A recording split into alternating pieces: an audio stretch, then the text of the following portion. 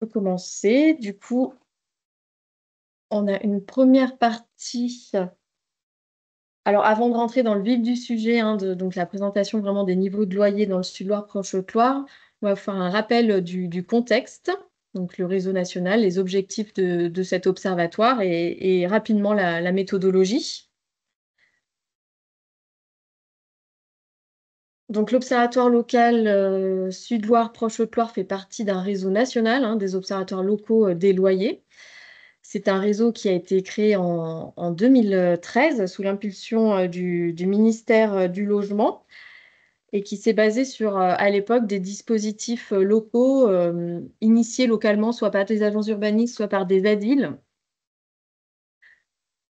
qui existaient sur certains territoires. Et donc, le ministère du Logement s'est basé sur ces dispositifs pour créer le réseau national des observatoires locaux des loyers, qui est animé au niveau national par l'ANIL, l'Agence nationale d'information pour le logement, et qui petit à petit s'est structuré et qui a permis en fait ensuite à ce que dans la loi Allure, ensuite en mars 2014, soit défini un cadre d'agrément pour ces observatoires et précisé par des textes réglementaires donc d'application. Et donc aujourd'hui, en France, il y a 35 OLL, donc animés soit par des ADIL, soit par des agences d'urbanisme, qui couvre près de 62% 62 agglomérations observées sur le territoire en France et qui représente un peu plus de 52% du parc locatif privé. Et donc, ces observatoires sont mis en place pour améliorer la connaissance du parc locatif privé. Alors, privé parce que ce qui est observé, sont les locaux à usage d'habitation ou à usage mixte occupés à titre de résidence principale, à l'exception des logements sociaux ou des logements construits en maîtrise d'ouvrage d'insertion. Et on observe aussi bien les ménages entrants, donc qui ont emménagé depuis moins d'un an au jour de l'enquête, comme les autres ménages qui occupent leur logement depuis un certain nombre d'années.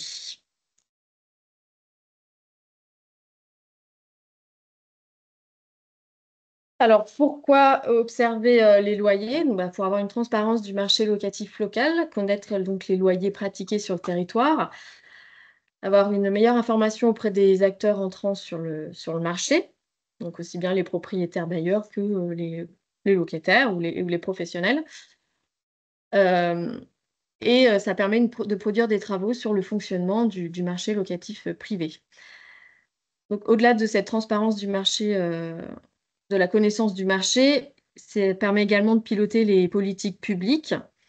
Notamment, c'est utile à la modulation des plafonds locaux de loyer dans le cadre de conventionnement ANA, donc actuellement par rapport au dispositif Loc Avantage. Donc quand les territoires sont couverts par un observatoire local des loyers, ce sont les loyers de référence pour ce dispositif. Ça alimente également la mise en œuvre ou la révision des plans locaux de l'habitat, des PLH. C'est utile à l'encadrement des loyers concernant les territoires tendus, donc ce n'est pas le cas chez nous dans le Sud-Loire, Proche-Haute-Loire.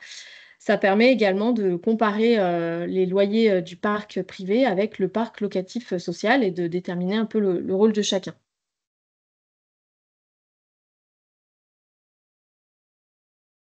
Donc tous les observatoires sont basés sur une méthodologie commune.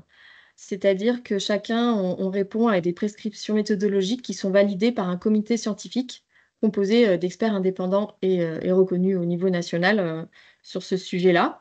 Ça permet une comparabilité des résultats également. Le fait de suivre tous cette même méthode fait qu'on peut comparer les niveaux de loyer entre agglomérations observées. Ça permet une couverture de l'ensemble du parc locatif grâce à une collecte qui se fait aussi bien auprès des professionnels de la gestion immobilière et auprès des particuliers, c'est-à-dire des propriétaires, bailleurs qui gèrent directement leur, logement, leur location ou auprès des locataires.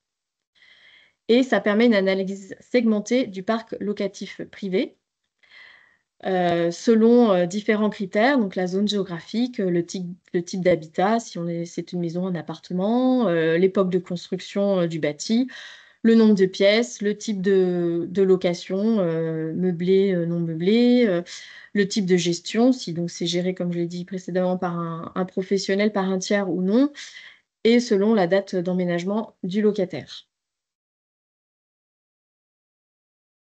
Et pour cela, on a différents donc, canaux de recueil des données loyers. On a 2 collectes. Une première, c'est la collecte en gestion indirecte, donc c'est-à-dire que la gestion locative est déléguée à un professionnel de l'immobilier. Et là, sur le territoire, on collecte les données auprès des professionnels locaux, donc des agences immobilières locales qui sont implantées dans le Sud-Loire et la Proche Haute-Loire. Et on a également des données via des conventionnements qui sont passés au niveau national entre l'ANIL et les différents réseaux que sont Foncia, la FNAIM et Clameur, qui, sur nos territoires, nous transmettent leurs données. On a une deuxième collecte, la collecte en gestion directe, donc c'est-à-dire quand la gestion locative est réalisée par le propriétaire bailleur. Et là, cette collecte est soit réalisée en régie ou alors réalisée par un prestataire téléphonique. Et nous, c'est plutôt cette deuxième option qu'on retient hein, depuis plusieurs années.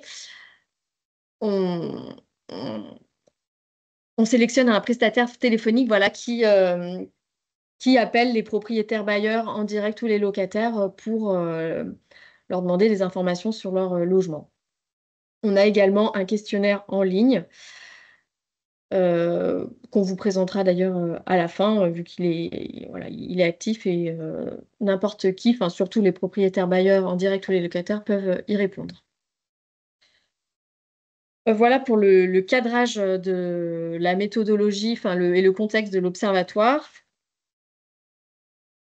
On va rentrer plus dans le vif du sujet avec la deuxième partie et je passe la main à Adrien.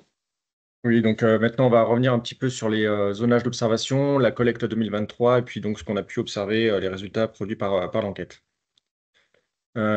Sur cette enquête 2023-2024, déjà un des premiers process qu'on a engagé lors des travaux avec le comité technique et la commission, c'est de revoir notre zonage d'observation et de le réinterroger, de le réenvisager pour se caler sur un zonage isoloyer, alors qu'auparavant on était plutôt sur un zonage administratif.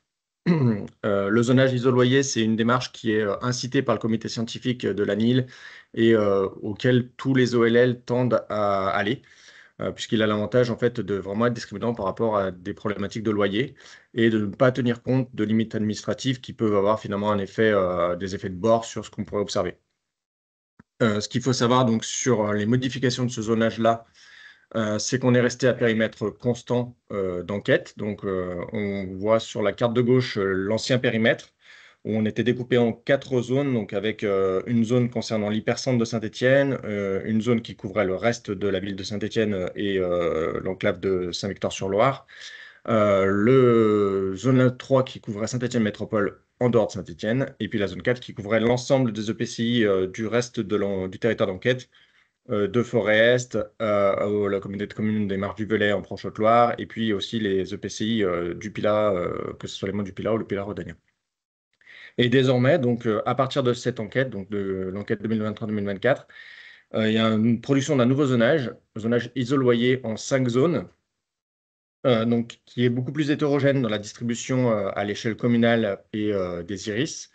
On en reviendra en détail ensuite sur un petit peu le détail composant chacune de ces zones. Ce qu'il faut noter, c'est qu'il y a des zones, des communes que l'on voit apparaître en gris sur la carte. Donc, il y en a un certain nombre sur le territoire de Loire-Forêt. Il y en a également, on en retrouve dans le Pilat, on en retrouve également en Haute-Loire, où on a des iris où on ne peut pas exprimer de résultats, des communes, pardon, on ne peut pas exprimer de résultats puisqu'on n'a pas assez de restitution et de remontée d'enquête, que ce soit en gestion directe ou déléguée.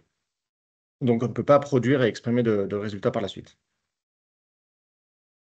Si on regarde un petit peu dans le détail ce zonage d'observation, donc à droite, vous avez la carte et la distribution communale ou iris des 5 zones, sachant qu'il y a donc 3 communes qui sont irisées sur notre territoire d'observation. Ce sont Saint-Chamond, Firminy et Saint-Étienne. En fait, ce sont les communes, donc les iris, c'est un découpage de l'INSEE, on peut apparenter ça à des quartiers. Et en fait, ce sont les seules 3 communes de notre territoire où on a suffisamment d'enquêtes et d'observations, d'éléments observés pour produire des résultats. Donc, ce qui permet ce découpage-là, cette lignesse-là de résultats. Ensuite, on a essayé de caractériser un petit peu cette nouvelle zone, puisque finalement, comme elle ne parle pas sur des secteurs administratifs, il fallait quand même essayer qu'on les comprenne et qu'on on intègre un petit peu ce qu'on retrouve derrière. Donc, c'est pour ça qu'on a produit ces données de cadrage et puis aussi quelques caractéristiques dans le parc locatif privé. Ce qu'on peut en retenir, c'est que sur la zone 1, qui est une zone qui va concerner principalement la première couronne stéphanoise, on va y retrouver également quelques quartiers stéphanois, notamment les quartiers nord de Saint-Étienne. C'est là où on va retrouver globalement les revenus les plus élevés, les prix de vente dans l'immobilier aussi les plus importants, et puis également des loyers qui s'expriment qui vont être plus élevés, mais on y reviendra par la suite. Sur la zone 2 et la zone 3, on a deux zones qui sont relativement similaires dans leurs caractéristiques. On va retrouver un certain nombre de polarités secondaires, notamment dans la plaine du Forêt. On va retrouver aussi certaines communes du Pilat, les communes de l'est de la vallée du Gier sur ces territoires-là. On est sur des territoires où on va retrouver beaucoup plus d'appartements, à la fois dans le parc immobilier, mais également dans le parc locatif privé. On a beaucoup plus de locataires en appartement et des parts plus importantes, par exemple, de locataires seuls. Ensuite, sur la zone 4, là, on va avoir une caractéristique à la fois démographique, immobilière, et puis également dans le parc locatif privé qui va ressembler assez à la zone 1. Ce qui va vraiment les distinguer, il va y avoir deux points sur lesquels qui vont les distinguer, c'est finalement un peu la distance à Saint-Étienne. On est plutôt sur la zone 4, sur des communes qui vont être à 15-20 minutes en voiture de Saint-Étienne, qui reste un peu quand même vraiment la polarité centrale de ce grand territoire d'observation. Et puis aussi des prix observés des prix de transaction dans l'immobilier qui vont être plus bas que sur la zone 1 et des revenus qui sont légèrement plus bas aussi que sur la zone 1. Et puis enfin, notre zone 5, qui est la commune, le zonage, pardon, qui recense le plus grand nombre de communes et d'iris observés. Donc là, on est plutôt sur des secteurs ruraux, on est plutôt sur les bordures de massifs. On va retrouver également pour la ville de Saint-Étienne, par exemple, les iris qui sont au sud-est et au sud-ouest de la ville, oui, pardon. On va retrouver aussi les quartiers du Soleil, les quartiers de Moreno.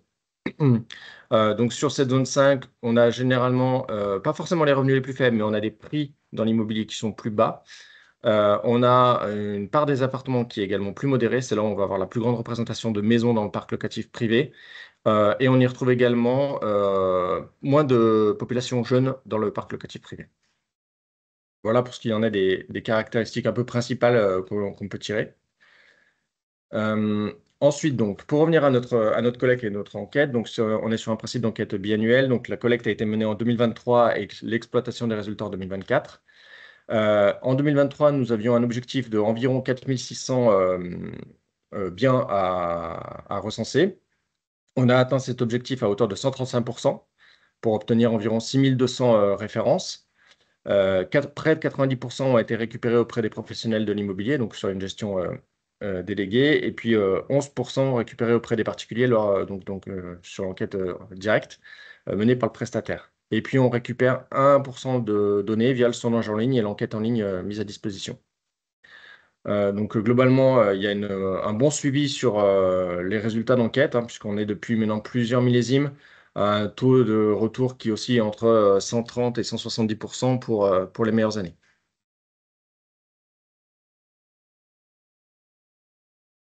Pour essayer donc de comprendre la production de résultats, donc on est sur un loyer médian observé dans le sud de Loire-Proche-Haute-Loire de 7,5 euros du mètre carré.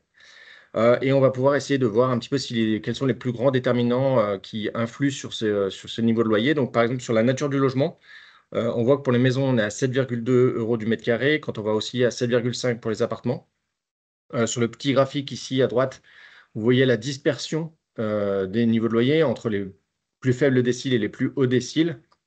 Et puis la répartition d'ensemble, on voit quand même que sur notre territoire, on retrouve les caractéristiques des loyers, des niveaux de loyer dans les appartements qui se retrouvent beaucoup dans l'ensemble, puisqu'on a quand même un territoire qui est fortement marqué par des loyers dans les appartements.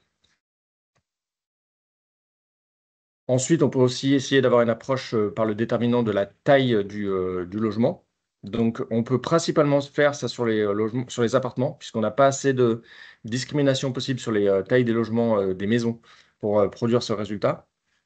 On constate que, au regard de 7,5 euros du mètre carré, le loyer médian qu'on observe, c'est quand même très nettement les petits appartements, les appartements d'une pièce, qui vont porter les loyers les plus forts, puisqu'on est au-dessus de 10 euros du mètre carré. pour les petits appartements, puis 8,2 euros du mètre carré pour les appartements de 2 pièces, et on va descendre à 6,7 pour les appartements de 4 pièces et plus. Donc les plus petites typologies sont les plus chères au mètre carré. On peut également constater des différences sur les périodes de construction, où là, c'est plutôt les logements très récents, donc post-2005, qui sont les plus qui, cause- qui, pardon, qui possèdent les loyers les plus élevés, donc avec 8 euros du mètre carré, 8,8 euros du mètre carré en prix médian pour les logements post-2005, alors que sur le reste, entre les logements anciens où on est à 7,1 et les logements entre 90 et 2005 à 7,9, on n'a finalement pas trop de variation entre ces époques-là. Ce qui peut bouger et ce qui va influer, par contre, c'est vraiment la dispersion, puisqu'on voit que la dispersion sur les logements les plus anciens est très marquée, hein, puisqu'on a 5 euros d'écart entre les plus petits déciles et les plus grands déciles, alors qu'on va resserrer à plus que 4 euros d'écart sur les logements 91-2005. Et on retrouve cette dispersion autour des 5 euros sur les logements post-2005, mais en gagnant, en quelque sorte, si on peut l'exprimer ainsi, 1 euro de plus du mètre carré pour ces biens les plus récents. Ensuite, un autre déterminant qui va jouer, c'est l'ancienneté d'occupation, qui nous permet de distinguer le loyer de marché du loyer de stock et d'exprimer le saut à la relocation. Donc, le saut à la relocation qui est exprimé de 60 centimes d'euros du mètre carré, avec un loyer de stock qui est de 7,3 euros pour les logements où le locataire a emménagé depuis plus d'un an, et sur les logements où le locataire est rentré récemment, on est à 7,9 euros de loyer de marché, avec une dispersion des données qui fait que sur les logements loués depuis moins d'un an, on est pratiquement à 11 euros du mètre carré pour le plus haut fort décile, alors qu'on est à 10 euros du mètre carré pour les logements où le locataire est là depuis plus d'un an.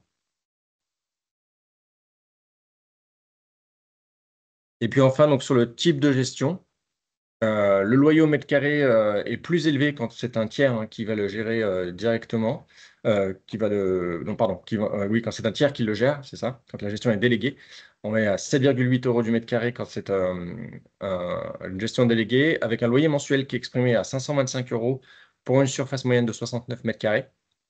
Alors que quand c'est un particulier qui le gère en direct, on est à 7,3 euros du mètre carré, mais un loyer mensuel exprimé plus fort, à 537 euros, donc on est à peu près dans les mêmes ratios, mais et une surface plus grande en fait, hein. Ce qui va jouer finalement, c'est les particuliers ont tendance à proposer à la location des biens un peu plus grands et avec des loyers qui sont légèrement au-dessus de la gestion déléguée, mais finalement, le différentiel à l'euro du mètre carré fait que c'est dans la gestion déléguée qu'on a les loyers exprimés les plus forts. Et puis donc, le dernier déterminant qui joue également forcément, c'est la localisation, puisqu'on va constater les loyers les médians les plus importants dans notre zone 1, avec 8,6 euros du mètre carré sur cette zone 1, qui est la zone violette, hein, un peu la première couronne stéphanoise, on pourrait l'appeler. C'est un peu caricatural de l'exprimer ainsi, puisqu'il y a d'autres communes qui sont concernées, qui ne sont pas directement dans la première couronne, mais on va dire que si on le vulgarisait simplement, on pourrait la nommer ainsi. En comparaison de la deuxième couronne, qui serait la zone 4, les communes plutôt en bleu, on est à 7,7 euros du mètre carré, donc on a 1 euro d'écart à peu près qui s'exprime entre ces deux zones. Les zones 2 et 3, qui sont les zones assez similaires, où on va retrouver majoritairement une très grande majorité d'appartements dans le parc, et également dans les observations qu'on arrive à obtenir des enquêtes, on est là encore à 7,6, 7,7 euros du mètre carré, et une surface moyenne environ légèrement en deçà des 70 mètres carrés. Et puis la zone 5, donc la zone un peu plus rurale, un peu plus sur les secteurs de montagne, là on a des loyers exprimés plus bas, on est plus d'un euro en deçà des autres zones, on a 6,4 euros du mètre carré. Pour des logements qui généralement sont un peu plus grands, 80 mètres carrés observés en moyenne, à savoir que c'est le territoire où on observe le plus de maisons en proportion. Et c'est aussi le seul territoire observé sur notre zone, sur le périmètre d'étude, où en fait les loyers observés dans les maisons sont légèrement en deçà, légèrement plus bas que les loyers observés dans les appartements. Alors, ça se joue à quelques centimes, mais c'est quand même à noter comparativement aux autres zones observées. Pour essayer d'angler l'observation et l'analyse sur d'autres aspects et s'affranchir un peu de ces déterminants-là, on a regardé un petit peu des éléments de comparaison, notamment la comparaison par exemple avec le parc social, où on se rend compte quand même d'une porosité certaine finalement entre le parc locatif social et le parc locatif privé. Donc ce graphique en dessous l'exprime. Alors il est il est un petit peu technique, hein, c'est sous le principe des boîtes à chaussures. Sur les petits pour chacune des zones, sur les petits bâtons ici en gauche avec les formes rectangulaires, on va être sur l'observation des déciles et de la médiane du parc social. Et puis quand c'est exprimé avec des petits ronds, c'est les loyers dans le parc privé. Ce qui est important à noter, c'est ces zones de recouvrement, que sont les zones en grise, qui font en fait des zones de recouvrement entre les loyers observés dans le parc social et le parc privé. On constate quand même un chevauchement qui est parfois très marqué, notamment sur la zone 5, par exemple, où on a quand même un très grand nombre de loyers qui sont finalement en chevauchement, alors que dans l'ensemble, on a à peu près 30% des loyers du parc social et du loyer du parc privé qui coïncident. Et sur la seule ville de Saint-Étienne, on est autour de 20-25% de ces loyers-là. Ce qui fait qu'en fait, on a une bascule potentielle entre un parc social et un parc privé qui peut se faire pour un certain nombre de budgets des locataires du territoire. Euh, Quelque chose d'important quand même à signaler et à avoir en tête, c'est que avec le nouveau zonage proposé, on retrouve des quartiers de Saint-Étienne finalement distribués dans chacune de nos zones et il est vrai que le parc social, lui, est majoritairement représenté sur la ville de Saint-Étienne on va osciller entre 70% et 90% suivant les zones observées. Un autre axe de comparaison, et ça c'est l'intégration dans le réseau des OLL qui permet aussi de le faire, c'est qu'on peut se comparer finalement à d'autres territoires et à d'autres collectivités, enfin voilà, plutôt à d'autres territoires, à d'autres villes parfois. Sur notre territoire, on a des loyers observés plus abordables. Sur le graphique ici à gauche, on voit qu'on est avec 7,5 euros du mètre carré pour 73 mètres carrés en moyenne. On est plutôt dans les logements les plus grands mis à disposition des locataires, avec des loyers qui sont parmi les plus bas observés sur les différents OLL, hein, puisqu'on est très loin pratiquement 14 euros du mètre carré observé sur l'agglomération de Nancy, par exemple. Nous, on va être comparable avec Vitré ou avec Châteauroux ou Alençon, par exemple.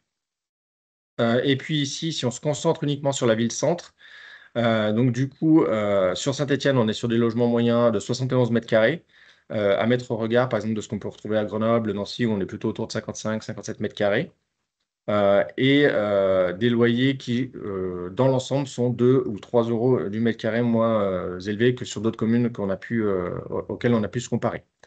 À noter tout de même, c'est que sur le saut à la relocation, par rapport aux autres communes qui avaient des loyers un peu plus bas, Saint-Étienne, si je puis dire, grappille légèrement ce delta avec un saut à la relocation observé de 1 euro du mètre carré sur la ville-centre.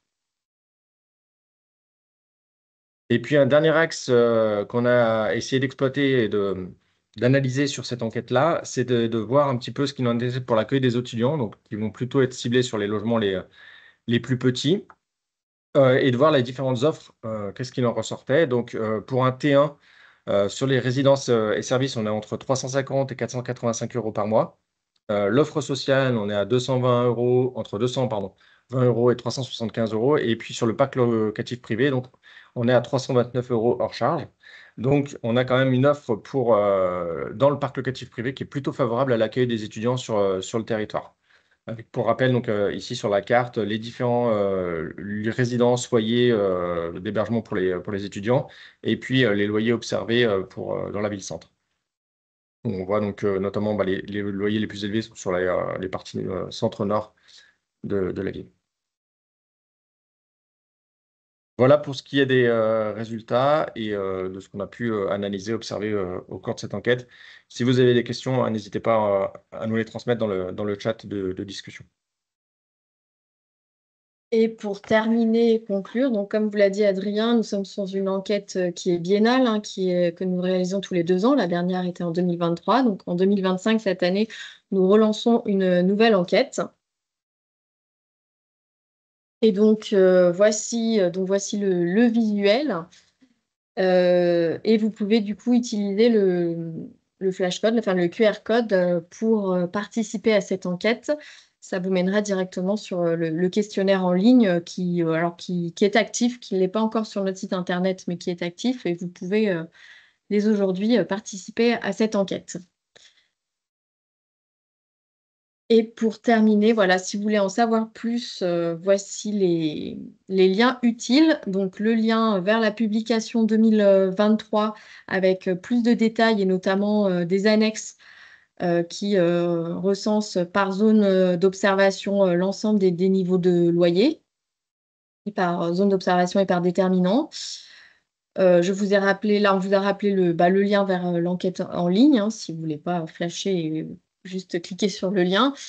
Et sinon, il y a également le site internet du Réseau national des OLL, qui a été revu récemment et qui vous permet de consulter les niveaux de loyer sur l'ensemble des territoires couverts, par un tel observatoire. Vous pouvez également consulter pardon, les publications, nationales du réseau qui publient, 2 à 3 études par an. Voilà pour terminer.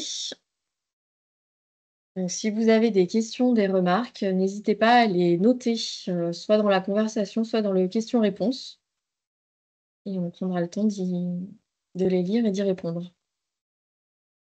Il y a une question: est-il possible d'avoir des retours précis par commune? Enfin, Alors, non. Alors oui et non, enfin dans le sens où, en fait, on a des retours précis par zone d'observation et donc, si on prend, si vous êtes intéressé par une commune précisément, en fait, il faut se rapporter à la zone dans laquelle cette commune, est intégrée. Et donc voilà, on ne distingue pas les non, enfin la réponse est plutôt non, on ne distingue pas les communes. En fait, chaque commune est regroupée en fonction de ses caractéristiques, comme l'a expliqué, Adrien, en zonage isoloyer.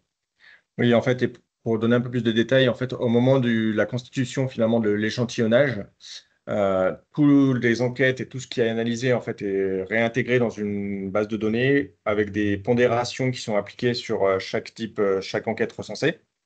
Et du coup, en fait, comme il y a des effets de pondération et des effets de pondération par zonage, il n'est pas possible ensuite de faire un distinguo précis par commune. À l'exception de la ville-centre, puisque la ville-centre a énormément d'enquêtes qui sont remontées. Donc, de fait, il est possible pour l'ANIL de procéder au traitement de la ville-centre et de Saint-Étienne dans le cas précis. Mmh. Après, on a quand même possibilité d'avoir le retour d'enquête brute. On peut quand même regarder ça. Mais le problème, c'est que, par exemple, si on prend une commune et qu'il n'y a que 2 enquêtes qui ont été recensées sur cette commune-là, le chiffre exprimé sera forcément très, très factuel. Et c'est tout l'intérêt d'avoir une production d'un zonage plus large, plus englobant, qui tient compte des caractéristiques exprimées par ailleurs et qui se voit vraiment sur l'isoloyer. Ouais, Attention, votre participation et on merci va à vous. s'en arrêter là.